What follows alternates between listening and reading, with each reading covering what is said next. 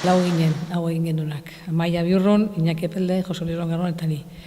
Eta, Kristina Martijak, Iñakin Alargunak pentsatu zuen, barantxai, komentatu zutenean, konpontzeko edo zeo zerreiteko, Kristinak esan zien, galdetu arantxari, ze esaten duen ez, eta hori, pentsatu nua, benga, aurrea. Azken urteetan polemika asko sortu duen gaia izan da, ez? Jaiotzarena, egoera tamalean zegoela eta nolako egoeran aurkitu dituzu zuek orain? Nahiko gaizki bai, nahiko gaizki. Astuari falta zaio Belarria, San Jose Izudurra, ez dakiz zer, nahiko gaizki daude bai.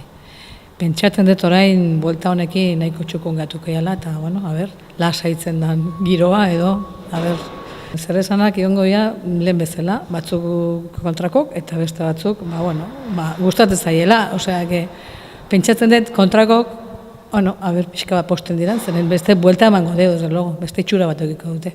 Nolako teknika erabiliko duzu edo nolako lana izango da eraberritzea?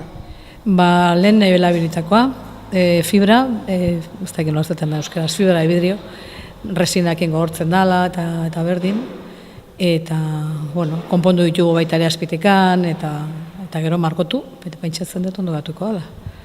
Zenba denborako lana, gutxi gora bera? Hilebete, kalkulote dago hilebete. Eta, nahiko ondo guztetu guazela, aste bat darabagu, eta, nahiko aurreagoaz. Guztira, 30 figura dira, baina orain konpondu behar ditugunak, belena, familia bakarrik, zate bateko. 9 figura. San Jose, Maria, Astoa, Idia, eta zer gehiago, Angerua, 3 erregeak. Horiek, momentuz.